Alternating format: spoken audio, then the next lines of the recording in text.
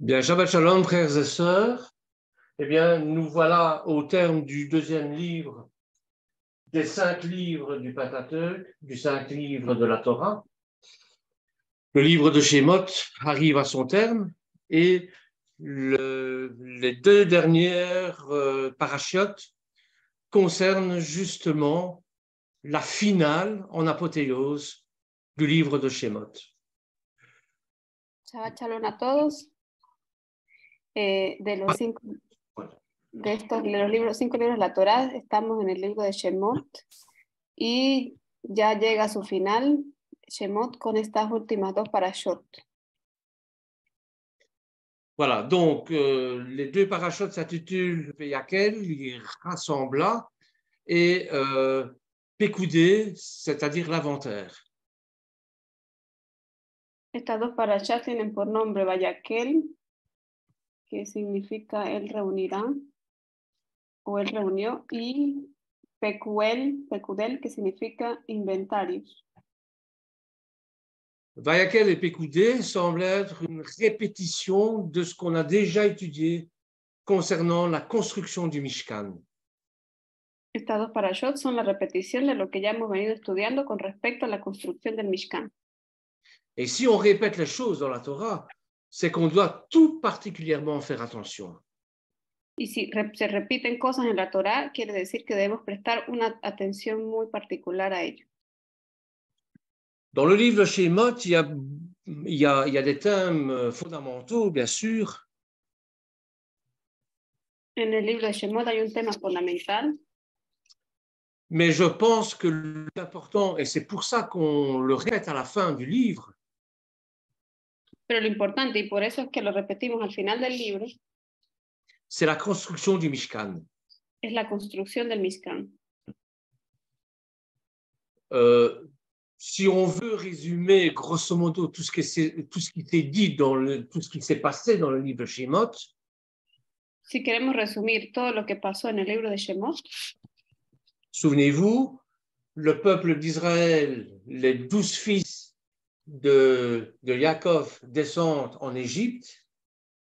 recuerden ustedes que los dos hijos de Jacob descienden a Egipto. Et avec le temps, ils vont perdre leur essence divine. Y con el tiempo van a perder su esencia divina. À cause, bien sûr, du système pharaonique, à cause de la dictature pharaonique. A causa del sistema y dictadura faraónica. Il n'y a qu'une seule tribu qui va échapper à cette perte d'identité. Y de esas 12 tribus hay una sola que va a escapar a esa pérdida de identidad. C'est la tribu de Lévi. Y es la tribu de Leví. Avec Moshe, Aaron, Myriam, bien sûr. Con Moisés, Aarón y Miriam.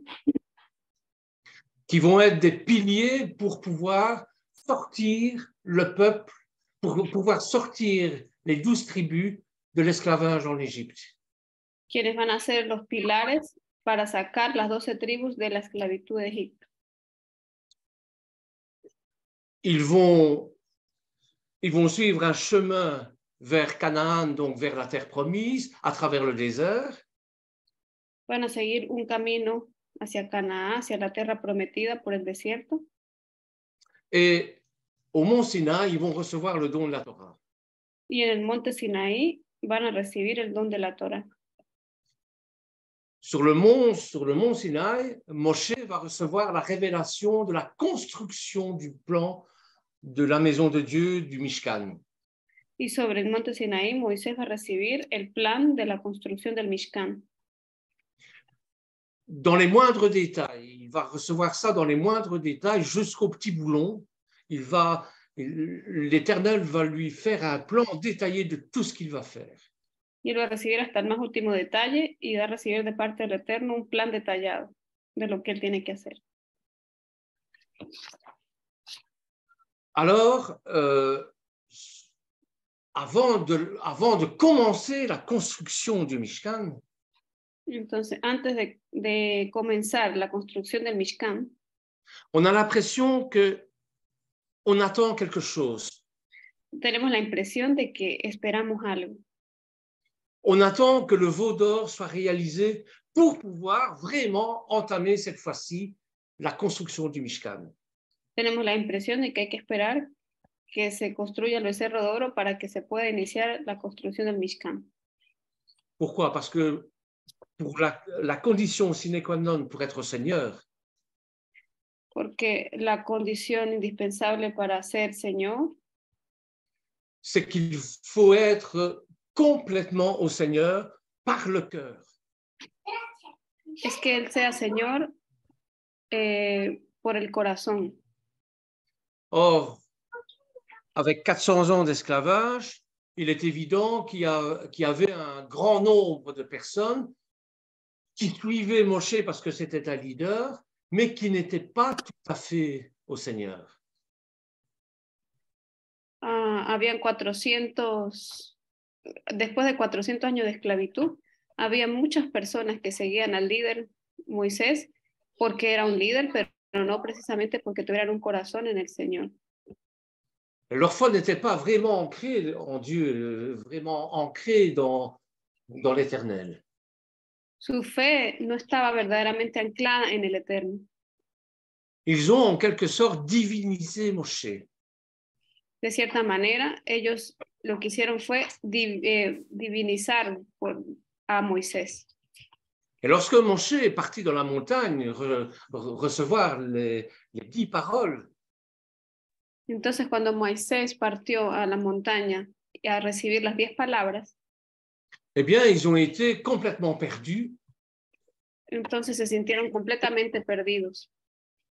Ils ont perdu leur guide, ils ont perdu leur rouet, leur goël, ils ont perdu leur leader. Perdieron a su guía, a su cohen, a su líder. Et pour se rassurer, qu'est-ce qu'ils ont fait? Ils ont construit le veau d'or à l'image de l'Égypte, comme ils avaient l'habitude de faire en Égypte. Entonces, para ellos sentir seguridad, lo que hicieron fue construir un becerro de oro a la imagen de la manera como ellos lo hacían en Egipto. Or, Moshe avait été très clair à ce sujet-là. C'est pas lui qui ouvre la mer Rouge, c'est pas lui qui fait sortir le peuple d'Égypte, c'est Adonai. Y Moisés había sido claro con ellos, porque él les dijo que no había sido él quien los había hecho salir de Egipto, ni el que había abierto el mar rojo, sino que había sido Adonai. Et dans la première parole qui va être dite et qui va être inscrite sur les pierres, ça va être celle-là. Y la primera palabra que va a ser dicha y que va a estar escrita en la piedra es justamente esa. Je suis l'Éternel ton Dieu qui t'ai fait sortir de la maison de servitude et d'Égypte. Soy el Señor tu Dios que te ha hecho salir de Egipto y de la esclavitud. Alors, suite à ce drame de veau d'or, Luego, seguido de ese drama del becerro de oro, parce que le veau d'or est considéré comme une répétition de la chute d'Adam et d'Awa. porque el becerro de oro es considerado como una repetición de la caída de Adán y Eva. Eh bien, à ce moment-là, on a fait déjà un tri pour les gens qui étaient au Seigneur, qui sont prêts à s'engager avec le Seigneur. Entonces ahí ya se hizo una clasificación de aquellos que estaban dispuestos a estar y servir al Señor. Donc, voilà un peu le résumé de ce qui se passe. Y ahí tenemos un resumen de lo que pasa. Je ne vais pas vous apporter de choses nouvelles parce que comme la Torah, comme la paracha nous l'enseigne, eh bien, je vais faire que répéter ce que nous savons déjà. Pues no les voy a repetir porque ya la paracha nos lo enseña y pues no les voy a repetir lo que ya se ha dicho. Le Mishkan, puisque c'est le thème principal de Shemot. El Mishkan, que es el tema principal de Shemot. Shemot qui veut dire le nom, parce que l'identité juive a été complètement oubliée.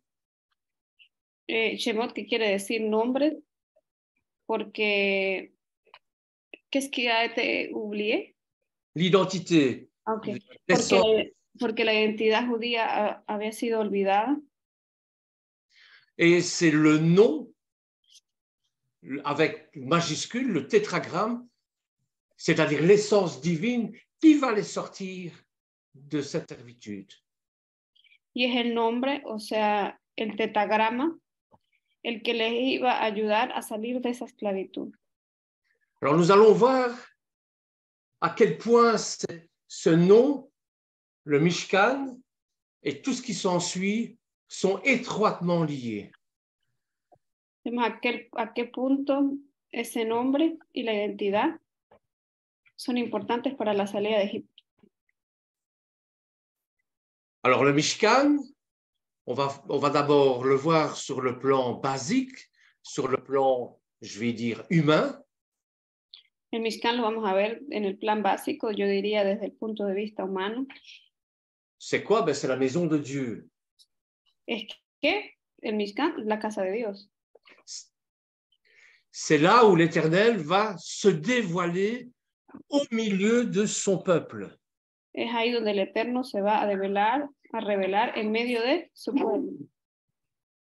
Parce qu'en sortant d'Égypte, le peuple, les 12 tribus constituent maintenant un peuple. Porque al salir de Egipto, ya ahora estas 12 tribus constituyen un pueblo. Alors comment l'Éternel va se dévoiler? ¿Cómo va el Eterno a mostrarse, a revelarse a ellos? Eh bien, il va se dévoiler selon les attributs divins. Él se va a revelar a ellos según los atributos divinos. Et ces attributs divins, ce sont les 10 paroles qu'il va leur donner et qui va constituer la base de la foi des Hébreux. Y cómo se va a revelar a ellos a través de los atributos divinos, que son las 10 palabras, que son la base de su... ¿Son la base de cuál? La base de la foi des Hébreux, c'est la base. Es la base. Comme guide. Es la base de la fe de los hebreos. Donc, la construction du Mishkan, c'est d'une manière physique, bien sûr, qui va être présentée à Moshe. Entonces, la construcción del Mishkan, de una forma física, va a ser mostrada a Moisés. Et ça, nous allons le voir avec les matériaux, nous allons le voir avec les tentures, nous allons le voir avec les objets, les ustensiles. Y eso lo vamos a ver con los materiales, con las cortinas, con los objetos, con los utensilios. Nous avons vu aussi que l'Éternel se sert de la matière, vient dans la matière. Hemos visto anteriormente que el Eterno se sirve de la materia. Et en venant dans la matière, il fait en sorte de la sanctifier. Y al venir de la materia, él hace algo y es santificarla. La sanctifier, ça veut dire la mettre à part pour lui, pour son service. Y santificarla quiere decir ponerlo aparte, separarlo para su servicio. C'est-à-dire que si vous, je prends toujours l'exemple du vase ou de la coupe ou bien du verre, si vous utilisez un verre pour faire le kiddush messianique, il ne peut plus servir à autre chose qu'à ça. Yo pongo el ejemplo de la copa de vino. Si tú utilizas una copa para hacer el kiddush mesiánico, no deberías usarlo para otra cosa. C'est la différence entre le profane et le sacré. Es la diferencia entre lo profano y lo consagrado.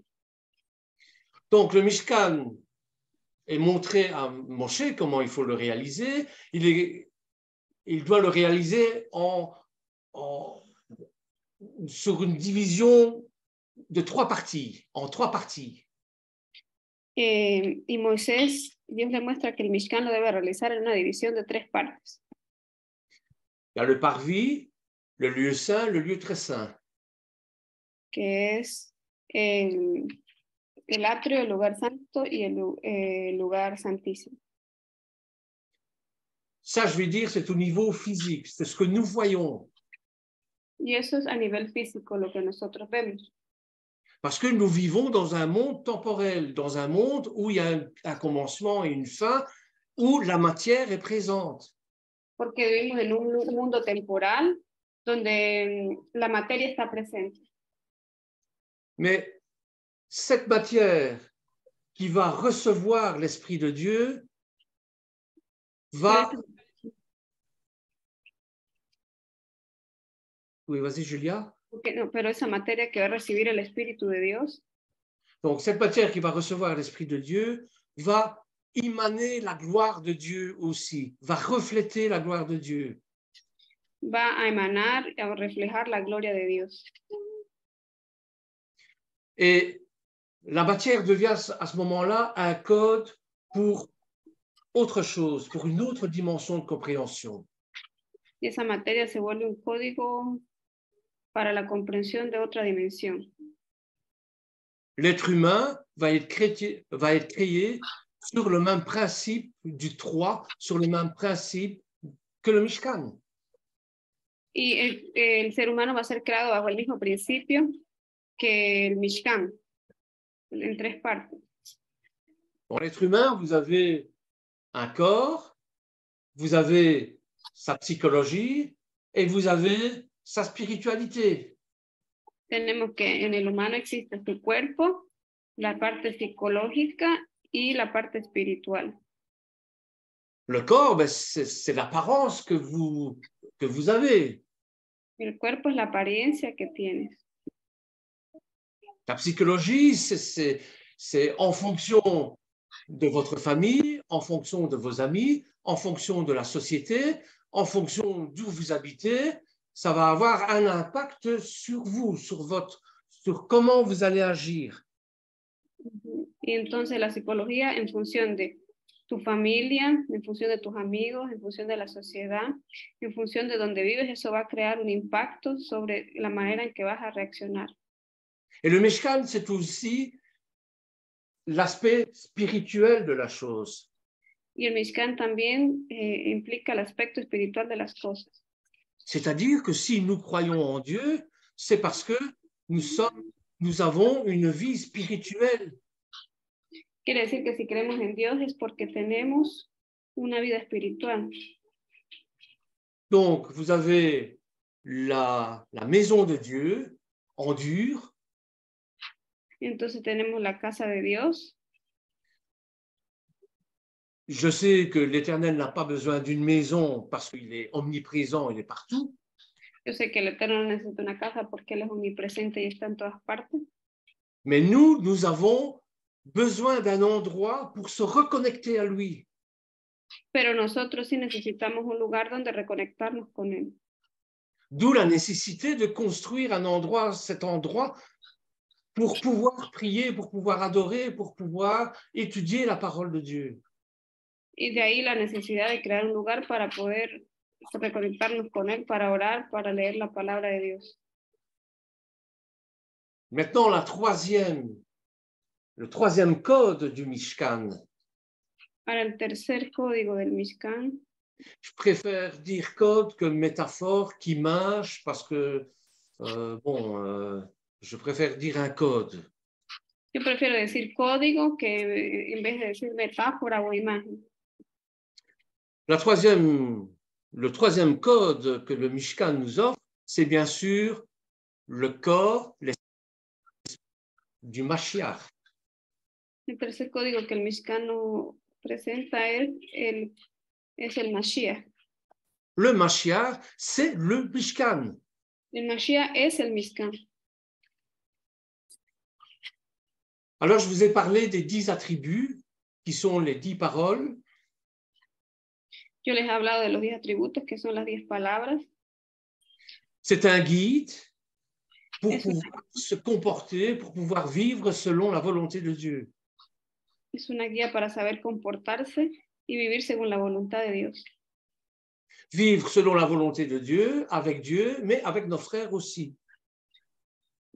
Se comportar según la voluntad de Dios con nuestros hermanos también. Et le manquement à un de ces 10 révélations spirituelles constitue le péché. Y la falta de esas 10, de esos 10 mandamientos espirituales constituyen el pecado. Donc, nous avons défini ce qu'était le péché par rapport aux 10 paroles qui nous ont été données. Y entonces hemos definido el pecado en relación a las 10 palabras que fueron dadas. Et grâce au veau d'or, nous savons aussi que nous devons mettre notre espérance dans l'éternel et pas dans un être humain. Y gracias al becerro de oro sabemos que debemos poner nuestra esperanza en el eterno y no en un ser humano. Alors, à quoi ça sert le Mishkan? Y entonces, ¿para qué sirve el Mishkan? Eh bien, le Mishkan, c'est une matrice. El Mishkan es una matriz. C'est une matrice de réparation de la faute. Es una matriz de reparación de la falta. C'est une matrice de création aussi. Es una matriz de creación también. Car en construisant le Mishkan, on recommence la création du monde en quelque sorte. Porque al reconstruir el Mishkan, comenzamos una reconstrucción de la creación del mundo de cierta manera. On recommence la création de l'homme. Recomenzamos la creación del hombre. L'homme se régénère dans son Mishkan. El hombre se regenera en el Mishkan. N'oubliez pas que l'apôtre Paul nous disait que nous sommes le temple de l'Esprit Saint. No se olviden que el apóstol Pablo decía que nosotros somos el templo del Espíritu Santo. Donc, c'est pour ça que le Mishkan est aussi dans notre cœur. Por eso que el Mishkan también está en nuestro cuerpo. Et que, comme nous sommes le temple de l'Esprit Saint, c'est l'Esprit Saint qui va résider en nous, dans notre cœur, et le Mashiach, comme c'est le Mishkan aussi, doit vivre en nous. Y entonces, como nuestro cuerpo es el Mishkan, el Espíritu de Dios va a residir en nosotros, y como el Mashiach también es el Mishkan, el Mashiach va a vivir en nosotros. Bon, ce Mishkan, il va falloir quand même l'entretenir, ce Mishkan. Y ese Mishkan hay que darle mantenimiento. Et ça, l'Éternel va désigner une tribu spécialisée pour l'entretien, les sacrifices et ainsi de suite dans le Mishkan. Y para eso, para darle mantenimiento, el Eterno va a designar una tribu especial que va a oficiar los sacrificios en el Mishkan.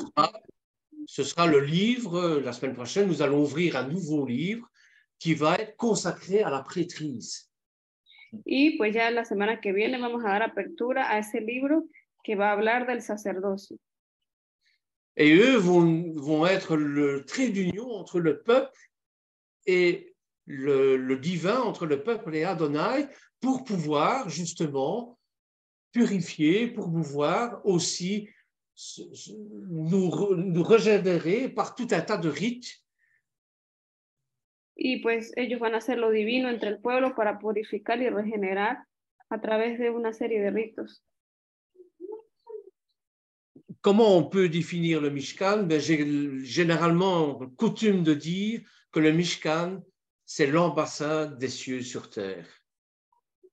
¿Cómo podemos definir el Mishkan? Podemos decir entonces que el Mishkan es la embajada de los cielos en la tierra. C'est-à-dire, c'est une partie de l'éternité qui vient dans notre temporalité. Es decir, es una parte de la eternidad que viene a nuestra temporalidad. Un ambassade, c'est une partie d'un pays qui se trouve dans un autre pays. Una embajada es una parte de un país que se encuentra en otro país. L'ambassade du Venezuela en Belgique, eh bien, c'est une partie, quand vous entrez dans l'ambassade, vous êtes dans le Venezuela. La embajada de Venezuela, por ejemplo, es una parte de Venezuela aquí en Bélgica. Cuando entras a la embajada de Venezuela, estás de cierta manera en Venezuela. J'ai pris comme exemple Venezuela, j'aurais pu prendre un autre pays, c'est pareil. Hein. Tomé como ejemplo Venezuela, pero pude haber tomado como ejemplo cualquier otro país, es lo mismo. Donc, c'est une partie, c'est une part d'éternité dans notre temporalité. Entonces una parte de la eternidad en nuestra temporalidad. Et comment on arrive à entrer dans le Mishkan? ¿Y cómo llegamos a entrar al Mishkan? Eh bien, le début de notre paracha nous l'indique. Bueno, el principio de nuestra parasha nos lo indica. Alors, je vais vous demander de prendre votre Bible. Así que les voy a pedir que tomemos nuestras Biblias. Chapitre 35, verset 1. Capítulo 35 de Éxodo, versículo 1. Je vais vous laisser le temps de le prendre dans votre Les voy a dar el tiempo de que puedan tomar su Biblia. Et vous allez voir un lien d'éternité qui est quelque chose d'extraordinaire. Y van a ver un enlace de eternidad, algo completamente extraordinario. Donc, chapitre 35. Moshe rassembla toute la communauté des enfants d'Israël et leur dit, voici les choses qu'Adonai vous a ordonné de faire. On travaillera pendant 6 jours, mais le 7e jour sera un jour saint pour vous. Un Shabbat de repos complet en l'honneur d'Adonai. Quiconque fera un ouvrage ce jour-là sera mis à mort. Vous n'allumerez pas de feu dans aucune de vos maisons le jour de Shabbat. Dice, entonces Moisés reunió a toda la congregación de los hijos de Israel y les dijo, estas son las cosas que el Señor ha mandado hacer.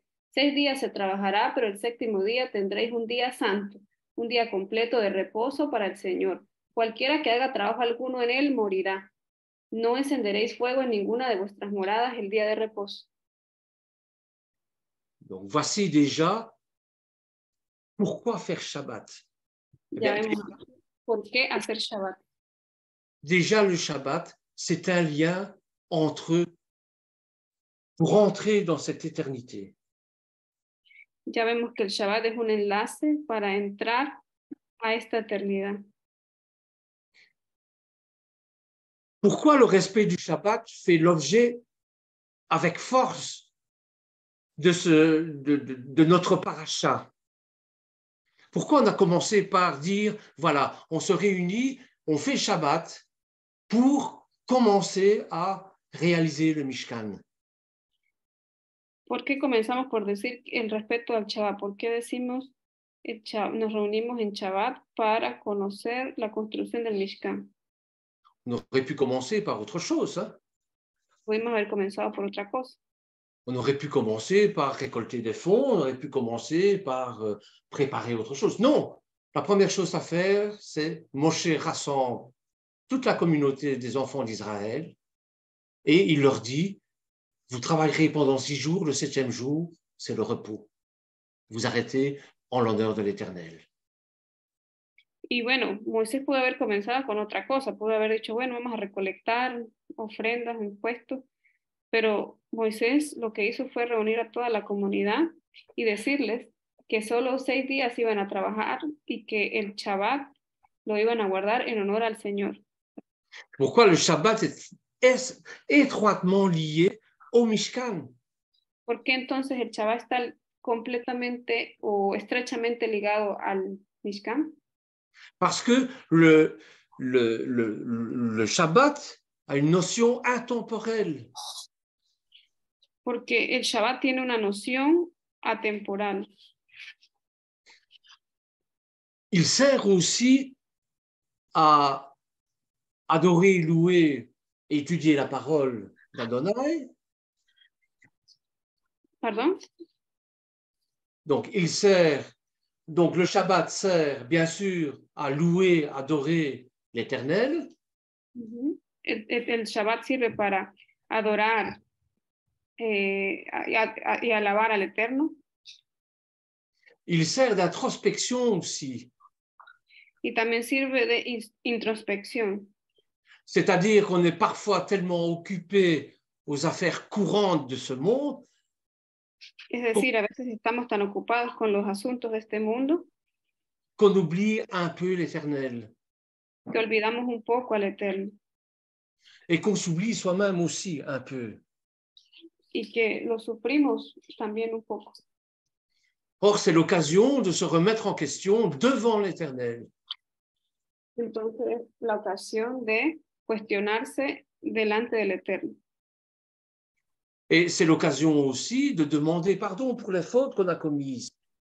Y es también la oportunidad de pedir perdón por las faltas que hemos cometido. Ces transgressions des 10 paroles qui sont la base de notre foi. Son es la transgresión de las 10 frases que son la base de nuestra fe. Alors, on a désigné ce temps de repos comme le début, comme le fait de ne pas travailler durant ce temps de repos. Es designar este tiempo de reposo como el hecho de no trabajar. Les travaux qui sont interdits le jour de Shabbat, ce sont les travaux qui ont servi à construire le Mishkan. Los trabajos prohibidos durante el Shabbat son los trabajos que están relacionados con construir el Mishkan. Et c'est dans le Shabbat qu'on reçoit le shalom de Yeshua. Y es en Shabbat que recibimos la shalom de Yeshua. Donc le Shabbat et le Mishkan ne font qu'un. Así que el Shabbat y el Mishkan no hacen una sola cosa, se unen en una cosa. Es lo mismo. Donc il y a à peu près 5000 ans, disons 3000 ans. Il y a 3000 ans, Digamos que hace 3000 años, peu de temps après la sortie d'Égypte, Moshe communique au peuple hébreu, ses instructions pour construire le Mishkan. un poco después de la salida de Egipto, Moisés le comunica las instrucciones al pueblo para la construcción del Mishkan. Un édifice destiné à servir de lieu de résidence divine dans le camp israélite. El edificio que estaba dispuesto como lugar de residencia para la presencia divina.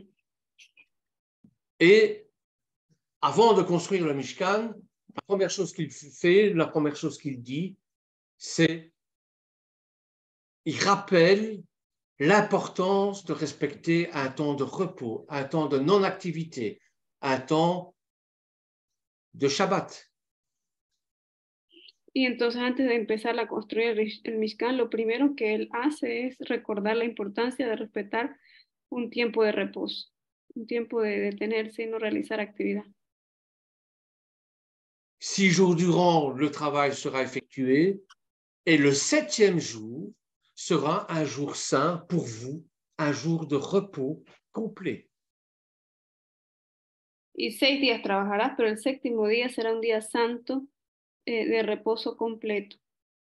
Vous voyez le lien qu'il y a entre le Shabbat et la création du monde, par exemple. Ven entonces el enlace que hay entre el Shabbat y la creación del mundo. Vous voyez le lien qu'il y a entre le Shabbat, le Mishkan et la création de l'homme et du monde. Ven también el enlace que hay entre el Shabbat, el Mishkan y la creación del mundo. Bon, quand on est zélé pour le Seigneur, ¿Perdón? pourtant, quand on a du zèle pour le Seigneur, quand on a cette ferveur pour le Seigneur, Cuando tenemos ese celo, ese fervor por el Señor, on a envie de travailler 24 heures sur 24, 7 jours sur 7, sans s'arrêter.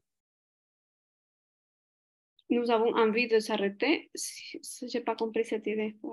Non, on a envie de travailler 7 jours sur 7, 24 heures sur 24, sans arrêter. Tenemos ganas de trabajar 24 horas, 7 días a la semana sin detenernos. Et la Torah précise que la construction du Mishkan devait s'interrompre le jour du Shabbat. Pero la indicación en la construcción del Mishkan decía que había que detenerse el 7º día.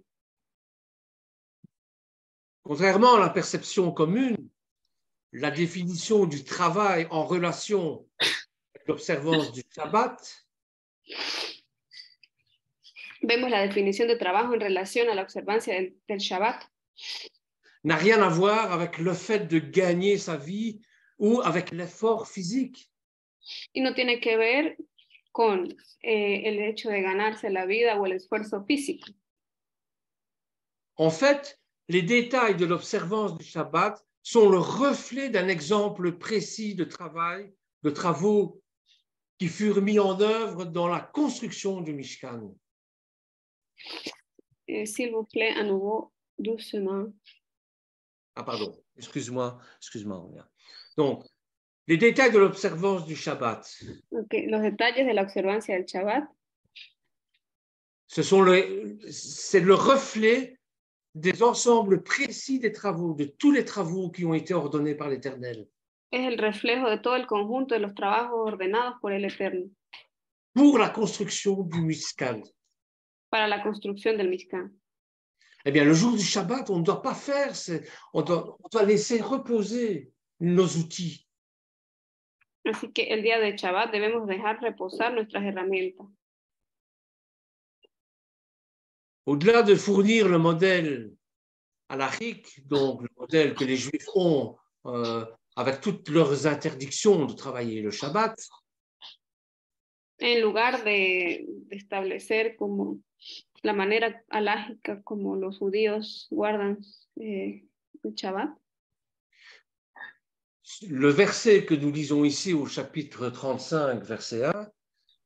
El versículo que leemos aquí en el capítulo 35 de Éxodo, versículo 1.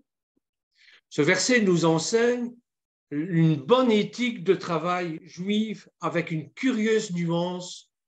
petite curieuse nuance grammaticale. Este versículo nos enseña una dimensión de la manera ética judía con una curiosidad gramatical. Pourquoi la Torah utilise-t-elle l'expression « le travail sera effectué » plutôt que la forme active « vous travaillerez ». ¿Por qué creen ustedes que se utiliza aquí la frase el trabajo será efectuado en vez de decir se trabajará? C'est parce que l'on doit se reposer le jour du Shabbat. Es porque debemos reposar el día del Shabbat. On considère que tout le travail a été fait, a été accompli, même s'il ne l'est pas encore, c'est déjà une vision du futur. Porque consideramos que ya todo el trabajo se ha hecho, aun si todavía no se ha culminado. Es una visión del futuro.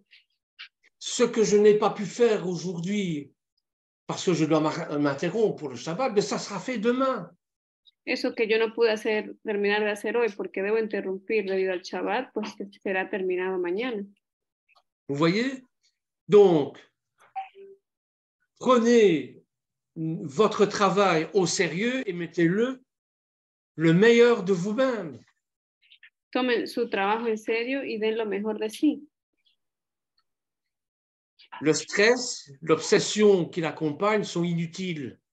El estrés y la obsesión que lo acompaña son inútiles. Abrutissant sur le plan spirituel et épuisant sur le plan émotionnel. Es un poco vuelve. Donc, il faut être conscient que la réussite est une bénédiction de Dieu et que le travail n'est qu'un canal naturel pour que la bénédiction divine, je vais laisser traduire. Debemos tener en cuenta que el tener éxito es una bendición divina y que el trabajo no es sino el medio para poder alcanzar esa bendición divina. Donc, la bénédiction divine afflue dans notre univers est un moyen efficace pour en supprimer le stress et l'anxiété. C'est à ça que ça doit servir, le travail. La bendición divina es un medio para suprimir la ansiedad, la angustia. Or, généralement, nous voyons l'inverse qui se passe. Nous travaillons et nous sommes stressés parce qu'on a peur de ne pas arriver au bout de notre travail. Et nous sommes angoissés parce qu'on se demande si on va pouvoir nourrir notre famille fin du mois. Y siempre hacemos lo contrario porque nos angustiamos, preocupados si vamos a lograr alcanzar el fruto de nuestro trabajo y si vamos a lograr alimentar a nuestras familias a fin de mes. Et les systèmes économiques, évidemment, jouent là-dessus. Y el sistema económico pues también influye. Ce qui met le patron dans un système d'esclavage vis-à-vis de ses employés et des termes d'un contrat qu'il devrait respecter. Pone al patrón en una posición de tener una relación con sus empleados de patrón y esclavo porque hay un contrato que debe cumplirse. Et les employés, les ouvriers, travaillent de plus en plus dur pour pouvoir réaliser les objectifs de l'entreprise. Y los empleados trabajan cada vez más duro para poder lograr los objetivos de la empresa. Alors, quand on nous a donné, quand l'Éternel, à travers Moshe, nous donne l'occasion de nous reposer, Así que cuando el Eterno a través de Moisés nos da la oportunidad de reposar, faire Shabbat comme il faut, hacer Shabbat como es necesario. faire Shabbat comme il faut, c'est pas se limiter à respecter des lois un jour par semaine. Hacer Shabbat como conviene no se limita a respetar las leyes una vez por semana. Un Shabbat paisible et édifiant spirituellement dépend de la semaine de travail plus concentrée et spirituellement plus équilibrée. Un Shabbat espiritualmente bien depende de una semana espiritualmente equilibrada. Donc, vous voyez que le Shabbat est notre héritage éternel et que c'est un don divin pour chacun d'entre nous. Y vemos entonces que el Shabbat es una herencia espiritual, es un don del Eterno para nosotros. Pourquoi? Parce qu'on puise dans cette énergie particulière qui est le Shabbat en augmentant notre engagement envers cette belle mitzvah. C'est une très belle mitzvah, je trouve. Y encuentro que este es un muy bello mandamiento. Et c'est avec joie que les femmes et les filles devraient allumer les bougies de Shabbat. Y debería ser con alegría que las mujeres, que las jóvenes alumbren o enciendan las velas en Shabbat. C'est avec joie que on s'engage à réciter le kiddush sur le vin et sur le pain, et puis avoir un bon repas ensemble le vendredi soir. Es con gozo que nos animamos a citar el kiddush sobre el vino y el pan y luego a reunirnos a tener una buena comida juntos. Donc voilà, déjà dans le premier verset, Moshe rappelle l'importance du Shabbat. Ya desde el primer versículo, Moisés recuerda la importancia del Shabbat. Chapitre 35, verset 20, il rappelle aussi que les dons qui sont nécessaires pour la construction du Mishkan doivent être faits avec le cœur. Y ya en el capítulo 35, versículo 20, nos habla que todo aquello que se haga para la construcción del Mishkan debe hacerse con el corazón. Chapitre 35, verset 30, on nous parle des main-d'œuvre, des maîtres d'œuvre, des conducteurs de travaux. Y ya en el versículo 30 del capítulo 35 hablamos de mano de obra, de los maestros de obra. C'est-à-dire qu'à la naissance, l'Éternel nous donne des dons. Es decir, desde el nacimiento el Eterno nos da dones. Et l'Éternel demande à ceux qui ont reçu des dons, la menuiserie, l'orfèvrerie, les chaudronniers, les titrants, que tous ces gens-là, tous ces corps de métier, tous ces artisans puisse les mettre au service du Mishkan, au service de l'Éternel. Y vemos que el Eterno, al que ha recibido dones, le demanda entonces que los ponga al servicio de la construcción del Mishkan. C'est pour ça que les menuisiers vont commencer à faire, selon le plan de Dieu, la structure en bois. Y es por eso que los carpinteros comienzan a hacer, según la instrucción de Dios, la estructura del Mishkan. La structure en bois d'acacia, en bois de softim. Y lo hace con esa estructura la hace con madera de acacia.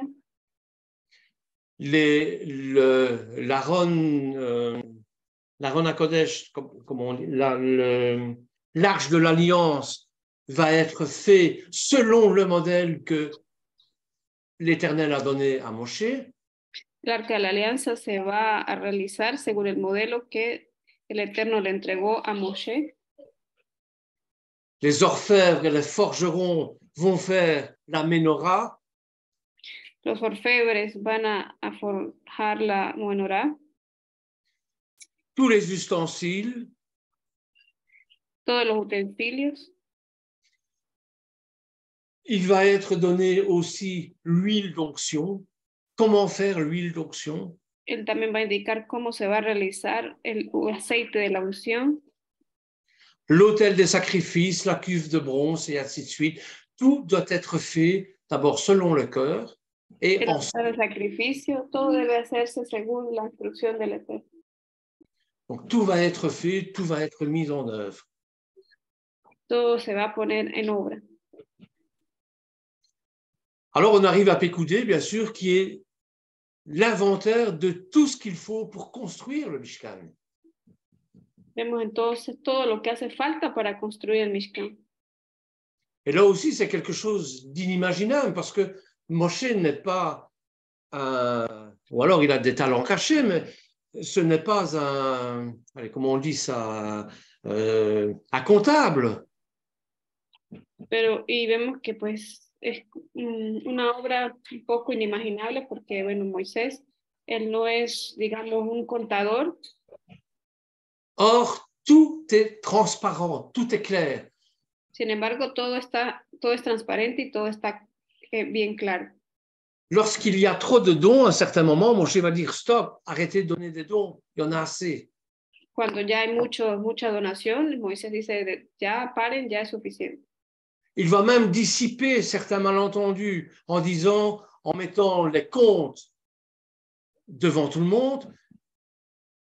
Él va a disipar toda confusión que pueda haber poniendo las cuentas claras frente a todos. Parce qu'on pourrait dire, tiens, qu'est-ce qu'il a fait de son argent? Est-ce qu'il s'en est rempli les poches? Est-ce qu'il... Vous savez, le monde est comme ça, les gens sont comme ça, ils sont toujours suspicieux, surtout quand il s'agit d'argent. Y pues claro, porque la gente podía pensar, bueno, ¿qué va a hacer con ese dinero? Se lo metió en el bolsillo y pues el mundo es así, la gente es así, sobre todo cuando se trata de dinero. Eh bien, Pécoudé, c'est ça, c'est un inventaire en disant, voilà, j'ai dépensé autant d'argent pour tel article, pour tel article, pour tel article. Tout est clair, les comptes sont nickel. Entonces él hace una presentación de cuentas muy buena, diciendo qué es utilizado para qué cosa. Et c'est une leçon que nous devons avoir si nous construisons à la demande du Seigneur une église, une Keïla, eh bien, les comptes doivent être ouverts à tout le monde et tout doit être nickel. Así que cuando construimos una Keïla, una congregación, todas las cuentas deben ser transparentes, abiertas para todos. Donc voilà un petit peu le résumé de ce qu'on pourrait voir à travers ces deux parachutes qui terminent le livre. Aquí entonces, en resumen, un poco de todo lo que podemos ver en estas dos parashot que terminan el libro. Alors, ce qui est extraordinaire dans chaque partie du tabernacle de Moshe, de l'Éternel, que fue particularmente extraordinario en cada parte del tabernáculo de Moisés, c'est qu'elle correspond à ce que Yeshua accomplira dans sa vie. Es que esto corresponde a lo que Yeshua realizará o cumplirá en su vida. Ça correspond à ce que Yeshua accomplira à travers ce qu'il est lui-même. Corresponde a lo que Yeshua es él mismo. Le tabernacle ne se manifeste qu'une approche limitée de l'Éternel. El tabernáculo es una aproximación limitada del Eterno. Le caporet, c'est-à-dire le couvercle qu'on appelle le cap, enfin en hébreu c'est le caporet. El caporet en hebreo corresponde a qui a donné Kippour par la suite. Que con esta palabra viene la palabra Kippur también. Donc c'est la même racine, ça veut dire couvrir. Es la misma raíz y que quiere decir cubrir. Donc, quand vous aviez un péché à vous faire pardonner, eh bien, vous deviez le couvrir pour pouvoir être Cuando tenías éternel. pecado que perdonar, tenías que cubrirlos. C'est pour ça que je dis que c'est une approche limitée. Es por eso que digo que es una aproximación limitada. Tout en entrevoyant ce qu'était la vie avec Dieu. Pardon. Et la vie avec Dieu. Manifestando lo que sería la vida con Dios. Et il annonce à l'avance l'œuvre parfaite de Yeshua, du Mashiach, por adelantado la obra perfecta de Mashiach. En observant le plan du tabernacle, ces divisions peuvent aussi correspondre aux différentes parties de la vie avec l'Éternel. Observando la construcción del tabernáculo, también podemos decir que corresponde a varios aspectos de la vida en el caminar con el Eterno. Vous pouvez avoir une vision extérieure du temple. Va a haber una visión exterior del templo. Je dis le temple parce que le Mishkan qui est itinérant va devenir le temple par la suite. Digo templo porque pues el tabernáculo que era itinerante luego se va a convertir en el templo. Le temple de Salomon qui va être bâti sur les mêmes principes que le Mishkan. El templo de Salomón que va a ser construido sobre los mismos principios del Mishkan. Donc on peut avoir une vision extérieure du Mishkan. Así que podemos tener una visión exterior del Mishkan. On peut voir une vision intérieure du Mishkan. Y podemos ver una visión interior del Mishkan. Avec l'autel, le lieu saint et le lieu très saint. Con el atrio, el lugar santo, el lugar santísimo. La vision extérieure du tabernacle, du Mishkan, c'est la première étape de la vie avec l'Éternel. La visión externa o exterior del tabernáculo es la primera etapa de nuestra vida con el Eterno. Vu de l'extérieur, l'enceinte fait de tentures de lin, etc. Vous verrez ça en Exode 26. Ustedes verán la descripción en Éxodo 25 de las cortinas con las que debían separarse el lugar santo del lugar santísimo. Vu de l'extérieur, on ne voyait que ça, on voyait que les tentures, on voyait l'édifice recouvert de tentures. Y visto del exterior no veíamos sino una edificación cubierta de cortinas. Mais ça ne suffit pas pour connaître les bienfaits qui ont découlé du Mishkan. Pero no era suficiente para conocer todos los beneficios que salían de ahí. On peut admirer le tissu de lin qui formait le parvis, sa qualité, ses couleurs. Admiramos las cortinas, sus colores. Donc on peut rester à l'extérieur et admirer le chef-d'œuvre de l'Éternel. Así que podemos quedarnos desde afuera y mirar la obra del Eterno. Un petit peu comme beaucoup qui croient en Dieu, qui croient que Dieu existe, sans jamais vivre avec lui. Un poco como aquellos que sí creen que Dios existe, pero sin vivir con Él. Le baptême, c'est quoi? C'est d'abord voir le royaume de Dieu. El bautismo es qué? Es ver primero el reino de Dios. Mais l'important, c'est d'entrer dans ce royaume de Dieu. Pero la importancia es entrar en ese reino de Dios. Eh bien, ça, c'est le Mishkan que l'on voit de l'extérieur. Y ahí es cuando vemos entonces el Mishkan desde el exterior. L'important, c'est d'entrer dans le Mishkan. Pero lo importante es entrar en el Mishkan. Donc, on peut rester à une connaissance très extérieure par rapport à Dieu. Así que podemos quedarnos en un conocimiento muy exterior en relación a Dios. Une foi d'apparence, Una fe de apariencia, sans connaître le but profond que Dieu veut faire vivre. sin conocer el propósito que Dios quiere hacernos vivir. Sans chercher à connaître le projet divin. Sin buscar conocer el propósito divino. Sans être concerné par la place que nous avons dans le plan de Dieu. Sin importarnos el lugar que tenemos en el plan de Dios. La deuxième étape de la vie avec Dieu, c'est bien sûr entrer dans le tabernacle, entrer dans son royaume. Entonces la segunda sería entrar en el tabernáculo, entrar en el reino de Dios. Si l'Israélite entrait dans le tabernacle, ce n'était pas pour être curieux, mais pour se rapprocher de Dieu. Si los israelitas entraban en el tabernáculo no era por curiosidad, sino para poder estar en relación con Dios. Et pour ça, il lui fallait passer des portes. Y por eso le era necesario pasar por puertas. Passer d'un endroit à un autre. Para poder pasar de un lugar al otro.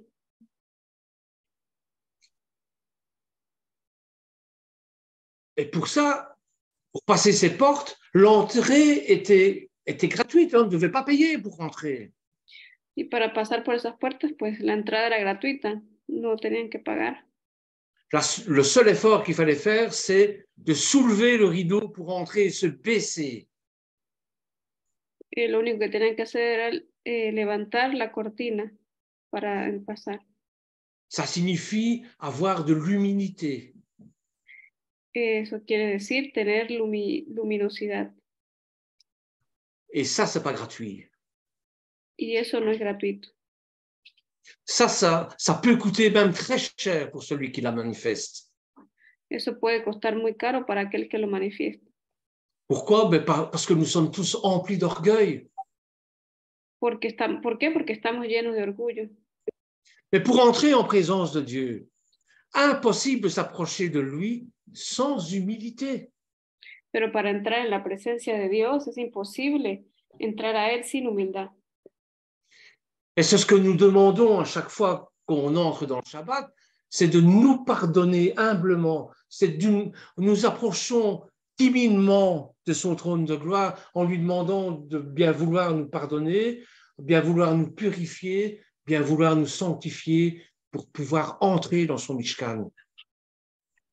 Y es por eso que insistimos en que antes de comenzar el Shabbat debemos acercarnos en humildad al Eterno y pedirle perdón para que nos limpie, nos purifique y nos santifique. Cette porte que nous devons franchir. Esas puertas que debemos atravesar. Mais c'est Yeshua. Es Yeshua. Je suis la porte, celui qui entre par moi sera sauvé. Moi, je suis venu afin que les hommes aient la vie, une vie abondante. Jean chapitre 10, versets 6 à 10. Tenemos en Juan 10, capítulo 10, versículos 6 al 10, que él dice, yo soy la puerta, y yo he venido para que tengan vida y vida en abundancia. Jean chapitre 14, verset 6, personne ne va au Père sans passer par moi. El versículo de Juan 14, versículo 6 dice que nadie va al Padre sino por mí. Les Juifs vont essayer par d'autres moyens pour tenter de connaître Dieu. Los judíos van a intentar por cualquier otro medio acercarse a Dios. Les hommes en ont inventé de multiples. Los hombres han inventado multitud de posibilidades. Mais nous pouvons affirmer que Yeshua, nous connaissons cette vie abondante. Mais mes frères et sœurs, quel privilège que nous avons là. Pero podemos decir que en Yeshua conocemos esa vida en abundancia. Y hermanos y hermanas, qué privilegio tenemos. Ça vaut vraiment la peine d'entrer, d'arrêter nos efforts pour nous sauver, pas par nous-mêmes, et de venir dans la présence de Dieu. Avec Yeshua, c'est Yeshua qui nous conduit au Père. Vale la pena hacer el esfuerzo de entrar en la presencia y no solo por nosotros mismos. Es a través de Yeshua. Passer par la porte, comme les Israélites pour entrer dans le tabernacle, c'est connaître le salut, c'est vouloir être sauvé. El pasar por la puerta, como los israelitas hicieron para entrar al tabernáculo, es querer ser salvos. Frères et sœurs, vous savez comme moi, il y a l'avant, il y a l'après. Está el antes y el después. Passer par la porte, c'est connaître un changement qui a introduit dans la présence de Dieu. Pasar por la puerta es conocer un cambio que ha ocurrido en la presencia de Dios. Et une fois qu'on a goûté à ça, à la vie éternelle, une fois qu'on veut être sauvé par Yeshua, Y una vez que queremos ser salvos por Yeshua, eh bien, on n'est plus la même personne. ¿perdón? On n'est plus la même personne. Je ne suis plus la même personne que j'étais avant. Ya no somos la misma persona, ya no soy el que era antes. C'est ça, entrer dans le Mishkan. Eso es lo que significa entrar en el Mishkan. L'autel de tabernacle. El altar del tabernáculo.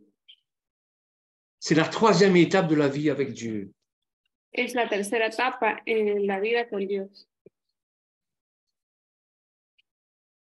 Tout de suite, devant celui qui est passé par la porte, se trouve l'autel où l'Israélite sacrifiait un animal.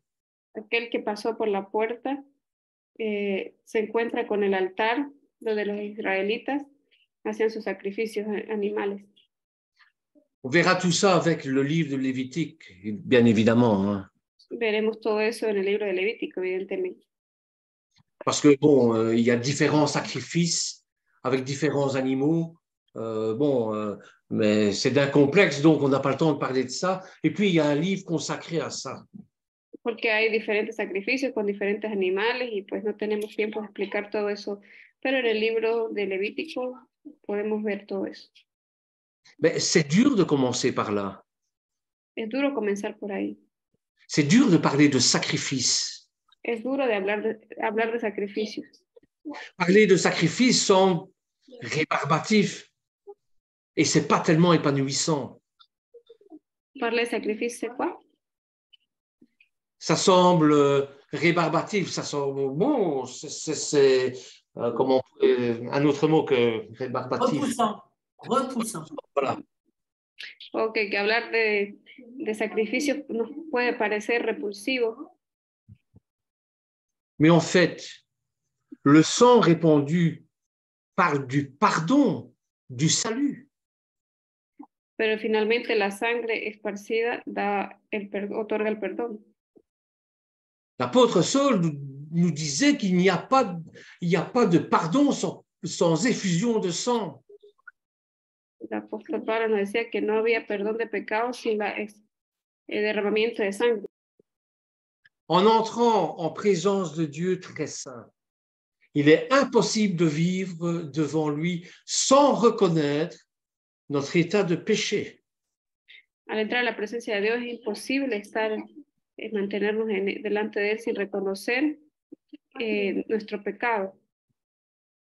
Et au lieu d'être séparé de Dieu, d'être mort par rapport à la vie avec lui, eh bien, Dieu a donné la possibilité d'être accepté par lui.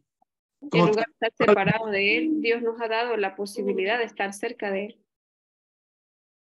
Et ça, c'est le but du sacrifice animalier.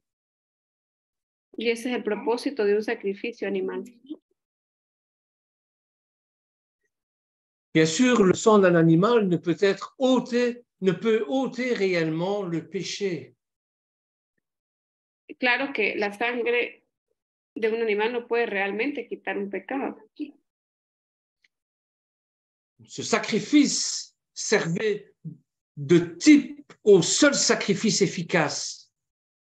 Ese sacrificio era un tipo del único sacrificio eficaz. Ce sacrifice efficace, c'est Yeshua Mashiach. Y ese sacrificio eficaz es Yeshua HaMashiach. Et Jean-Baptiste dira en voyant venir Yeshua, voici l'agneau de Dieu qui enlève le péché du monde. El apóstol Juan decía, he aquí el cordero que quita el pecado del mundo. Jean chapitre 1, verset 29, vous connaissez de ces chapitres-là. ¿Vous pouvez répéter la citation, s'il vous plaît? Donc, en Jean, au chapitre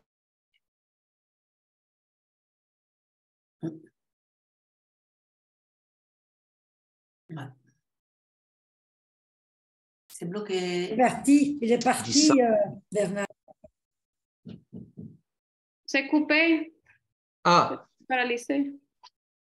donc, dans Jean chapitre 1, verset 29, Jean-Baptiste dit en voyant Yeshua arriver, voici l'agneau de Dieu qui enlève le péché du monde. Ok, eso lo podemos encontrar en Juan 1:29, donde dice que Juan el Bautista mencionó, he aquí el cordero que quita el pecado del mundo. Donc, cette délivrance de ce qui sépare de Dieu est encore représentée par la cuve dans le tabernacle aussi. ¿Par la quoi? La cuve d'airain, la cuve, le bac d'airain, le chaudron, la bassine. Ok. Y esta liberación también es representada por es el lavacro. À la purification des sacrificateurs. Donde se realizaba la purificación de los sacerdotes. Eux non plus sont pas dignes de vivre avec Dieu.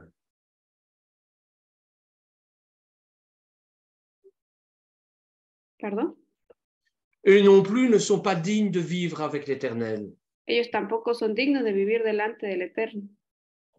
Parce que tout le monde a hérité du péché des origines. Porque todos han heredado el pecado desde el principio.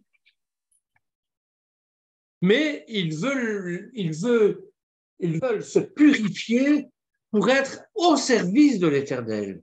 Pero ellos quieren purificarse para poder estar al servicio del Eterno. Alors le sacrifice qu'on vient de parler, eh bien, parle du pardon, de la purification et du salut. Así que el sacrificio del que acabamos de hablar es del perdón, la purificación y la salvación. Dans la Brit Hadasha,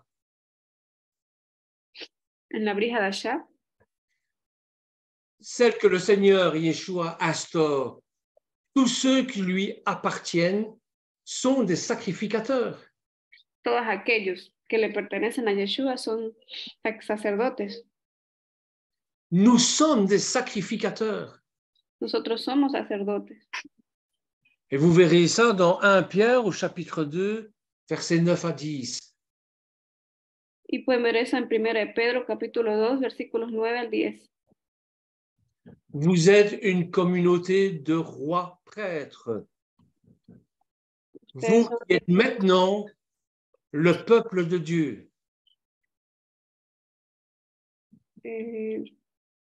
Dice, porque ustedes ahora son, voy a buscarlo, son reyes y sacerdotes, un pueblo de Dios. Donc, livré de nos péchés par son sacrifice, il a fait son Père. Apocalypse, verset 1, chapitre 5 à 6. Pardon, ça s'est coupé. Je n'ai pas entendu dire. Donc, en Apocalypse, au chapitre 1, verset 5 à 6, qui correspond à 1 Pierre, chapitre 2, versets 9 et 10. Okay, que en Apocalipsis capítulo 1, versículos 5 y 6, también estos versículos corresponden a lo que está expresado en 1 Pedro 2, del 9 al 10. Il est écrit, il nous aime, il nous a délivrés de nos péchés par son sacrifice. Il a fait de nous un peuple de rois, de prêtres, au sacrifice de Dieu son Père. Dice, al que nos ama y nos libertó de nuestros pecados con su sangre, e hizo de nosotros un reino y sacerdotes para su Dios y Padre, hacia la gloria y dominio por los siglos de los siglos.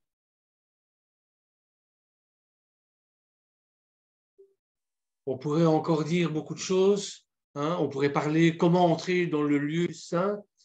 Entrer dans le lieu saint, c'est entrer dans le salut. On pourrait parler de tout ça, mais je crois que l'heure tourne et on peut parler jusqu'à demain matin. Donc voilà, en tout cas, pour résumer ce qu'est le Mishkan, ce que la paracha nous enseigne, les parachutes nous enseignent, eh bien, nous devons construire notre Mishkan à l'intérieur de nous-mêmes, qui est à l'image du Mishkan qui a été créé, qui a été construit par Moshe sous le modèle de l'Éternel. Entonces, bueno, podríamos hablar de muchas otras cosas, pero nos tomaría hasta mañana.